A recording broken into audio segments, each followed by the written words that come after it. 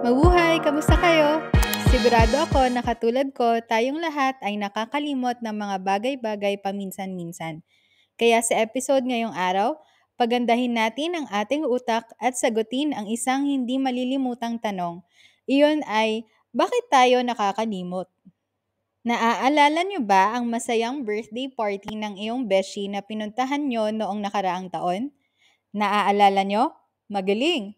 Ngayon, subukang alalahanin ang suot ninyo 5 araw na ang nakalipas. Sigurado akong karamihan sa inyo ay mahihirapang alalahanin ang suot ninyo at nakalimutan na ito. Pero bakit? Para malaman kung bakit tayo nakakalimot, kailangan muna nating malaman ang tungkol sa ating mga alaala na bahagi ng iyong komplikado at multi-talented na utak. Kapag gumagawa ka ng ilang aktibidad, halimbawa, pagbabasa ng bagong libro, nagiging aktibo ang iyong utak at kino-convert ang impormasyong iyon sa isang pulso ng electric energy na naglalakbay sa network ng mga neuron patungo sa short-term memory area kung saan ito ay iniimbak sa loob lamang ng ilang minuto. Pagkatapos, kung sa tingin ng iyong utak na ang impormasyong iyon ay sapat na at mahalaga, inililipat nito ang datos sa long-term memory sa pamamagitan ng hippocampus, isang mahalagang bahagi ng utak na nagpoproseso ng alaala.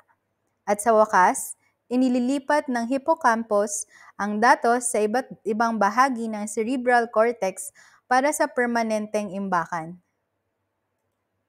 Ngayon, alam na natin kung paano natin naaalala ang mga bagay. Pero ang kritikal na tanong kung bakit nga ba tayo nakakalimot, well, iyon ay dahil hindi natin kailangang panatilihin ang lahat ng bagay sa ating utak. Oo, tama ang narinig ninyo, ang short-term memory ay may limitadong kapasidad. Kaya nitong maghawak ng mga 7 items sa loob lamang ng 20 hanggang 30 seconds. Kaya't anumang impormasyon na tingin ng ating utak na hindi gaanong mahalaga, itong lahat ay tinatanggal mula sa sistema upang hindi ito ma-overload. At ang mga impormasyong mahalaga naman para sa atin ay kalaunang inililipat mula sa short-term area ng ating alaala patungo sa long-term na bahagi na nagsisilbing imbakan kung saan ito nananatili ng mas matagal na panahon. Tandaan na normal lang na paminsan-minsan ay makalimutan ang mga bagay-bagay, tulad ng pangalan ng isang taong kakakilala mo lang o kung saan mo iniwan ang iyong telepono. Siyempre, gayon din, marami din sa mga estudyante dyan ang nakakalimot ng sagot sa inyong exam o mga aralin. Lalo na pag tayo ay tumatanda, ang pagiging makakalimutin ay tila normal na sa karamihan.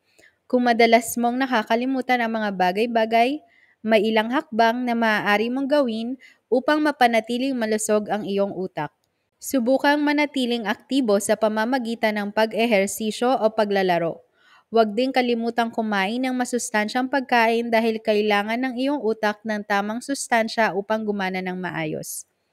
At sa wakas, bigyan ang iyong isipan ng magandang workout session sa pamamagitan ng paglutas ng mga puzzles, pag-aaral ng mga bagong wika, at pagpapakilala dito ng mga bagong hamon upang mapanatiling buo ang iyong mga alaala hanggang sa pagtanda. Alam niyo ba na ang ilang mga problema sa memorya ay maaaring maging malala? Oo, tulad ng kapag ang isang tao ay may sakit na Alzheimer's. Sa sakit na ito, nabubuo ang mga deposito at humihinto sa paggana ang mga nerve cells na nagdudulot ng pagkawala ng memorya. Ito ay aking tinalakay sa episode na Ano ang Alzheimer's? Just click the link below. Gayun din ang iba pang mga dahilan tulad ng chronic stress, depression, at isolation. Lahat ito ay maaaring makaapekto sa ating kakayahang mag-imbak ng short-term memories. Yan na muna for now. Hanggang sa susunod nating kwentuhan. Bye-bye!